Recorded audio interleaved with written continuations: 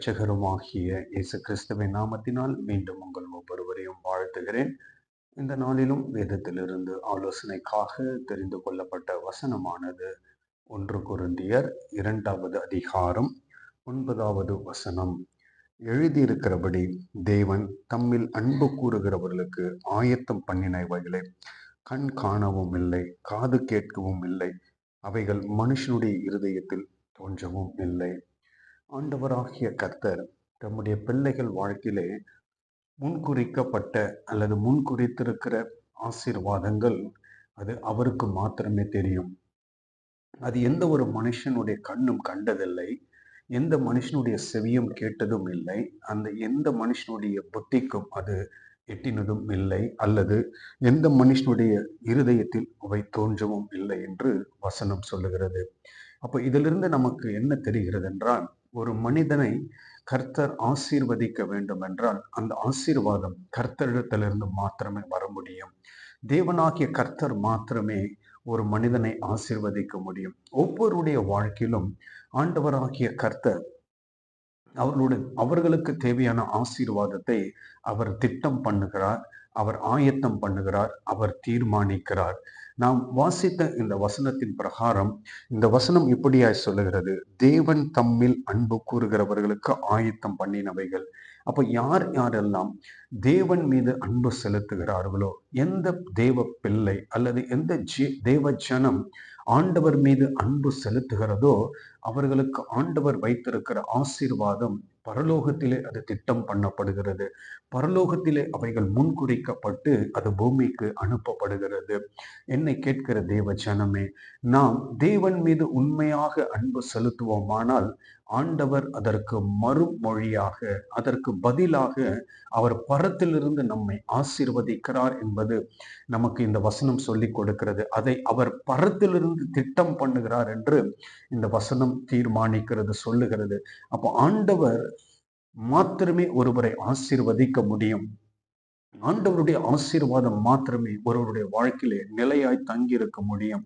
இந்த இடத்துல பவுல் இந்த வசனத்தை வேறொரு வசனத்தின் மூலமாய் முன்குறிப்பிட்டு, அல்லது இந்த வசனம் தொடங்கும் போது இப்படியா இருக்கிறது, எழுதி இருக்கிறபடியே வேறு ஒரு வசனத்தை சொல்லி மேற்கோள் காட்டி இந்த வசனத்தை எழுதுகிறார். இது எங்கே சொல்லப்பட்டது என்று பார்க்கும் பொழுது ஏசாயா தீர்க்க தரிசன புத்தகம் 64வது அதிகாரம் 4வது வசனத்திற்கு நாம் திருப்பிக் கொள்வோமானால், அந்த இடத்துல ஏசாயா 64:4 இப்படியா சொல்லப்படுகிறது, தேவனே உமக்கு காத்திருக்கிறவர்களுக்கு நீர் செய்பவைகளை நீரே அல்லாமல் உலக தோற்றம் முதற்கொண்டு ஒருவரும் கேட்டதும் இல்லை, செவியால் உணர்ந்ததும் இல்லை, அவைகள் கண்டதும் இல்லை.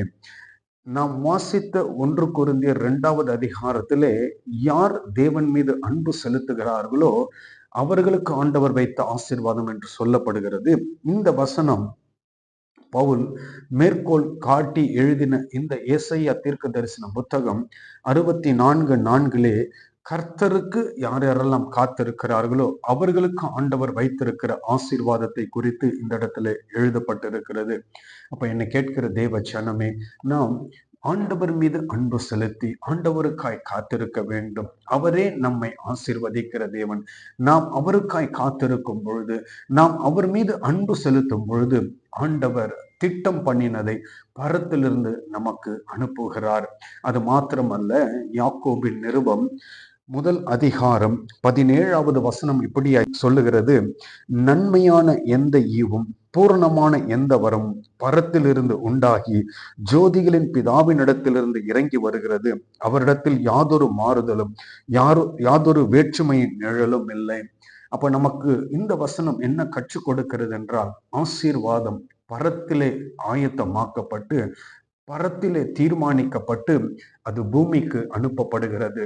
எந்த தேவ பிள்ளை, எந்த தேவ ஜனம் கர்த்தர் மீது அன்பு செலுத்தி கர்த்தருக்காய் காத்திருக்கிறார்களோ அவர்களுக்கு பூர்ணமான எந்த வரமும் நன்மையான எந்த ஈவும் பரத்திலிருந்து உருவாக்கப்பட்டு ஜோதிகளின் பிதாவினிடத்திலிருந்து இறங்கி வருகிறது. அது பரத்திலிருந்து நமக்கு ஆசீர்வாதம் அனுப்பப்படுகிறது.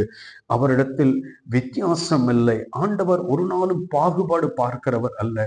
எல்லோரையும் சரிசமமாய் ஆசீர்வதிக்க வேண்டும் என்பதுதான் ஆண்டவருடைய திட்டம்.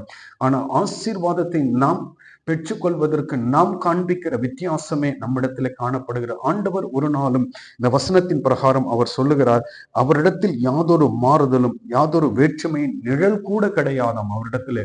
அப்படிப்பட்ட ஒரு எண்ணமே இல்லாத ஒரு ஆண்டவர் நம்முடைய ஆண்டவர். ஆனால் நாம் தான் என்ன செய்கிறோம்? நாம் ஆண்டவர் மீது செலுத்துகிற அன்பு, ஆண்டவருக்காய் காத்திருக்கிற காத்திருப்பு எப்படி இருக்கிறது?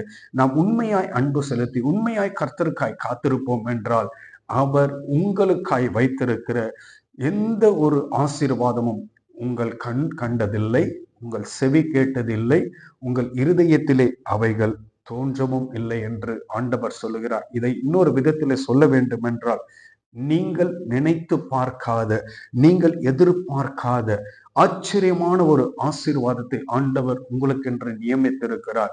அதை நீங்கள் வருகிற நாட்களிலே பெற்றுக்கொள்வீர்கள். நீங்கள் எதிர்பாராத, நீங்கள் நினையாத, நீங்கள் உங்களுக்கு கண்களுக்கு ஆச்சரியமான இப்படிப்பட்ட ஒரு ஆசீர்வாதத்தை நீங்கள் ஆண்டவர் மீது அன்பு செலுத்தும் பொழுது ஆண்டவர் அதை உங்களுக்கு கொடுக்க ஆயத்தமாயிருக்கிறார். இந்த நாளிலும் நாம் கர்த்தருக்கென்று உண்மையாய் காத்திருப்போம், கர்த்தர் மீது உண்மையாய் அன்பு செலுத்துவோம்.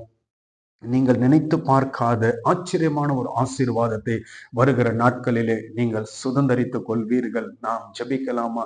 நேசித்து வழிநடத்துகிற அன்பின் ஆண்டவரே, இதோ கொடுத்த இந்த வார்த்தைக்காய் நன்றி ஆண்டவரே. இந்த நாளிலும் இந்த வார்த்தையின்படி உம்முடைய பிள்ளைகளை ஆசீர்வதிங்க. நீர் வைத்திருக்கிற உம்முடைய ஆசீர்வாதம் எந்த ஒரு கண்ணும் கண்டதில்லை, செவியும் கேட்டதில்லை, எந்த புத்தியும் அது தோன்றினதில்லை என்று சொன்ன ஆண்டவர், என் ஆண்டவராகிய கர்த்தர் வைத்திருக்கிற மேன்மையான ஆசீர்வாதங்களுக்காய் நன்றி. அது உம்முடைய பிள்ளைகள் வாழ்க்கையில் அவர்கள் சுதந்தரித்துக் கொள்ள ஆண்டவர் உதவி செய்வீராக. உம்முடைய திருக்கரத்தில் ஒவ்வொருவரையும் ஒப்பு கொடுக்கிறேன். தேவனாகிய கர்த்தர் அப்படியே ஒவ்வொரு பிள்ளைகளும் ஆசீர்வதித்து நடத்துங்க. துதிகன மகிமையெல்லாம் ஒருவருக்கே செலுத்துகிறேன். மீட்பெரும் இரட்சகருமாகிய இயேசு கிறிஸ்துவின் நாமத்தில் ஜெபிக்கிறேன். எங்கள் ஜெபம் கேளும் ஜீவனுள்ள நல்ல தகப்பனே, ஆமேன். கர்த்தர் தாமே இந்த வார்த்தையின்படி உங்கள் ஒவ்வொருவரையும் ஆசீர்வதிப்பாராக. ஆமேன்.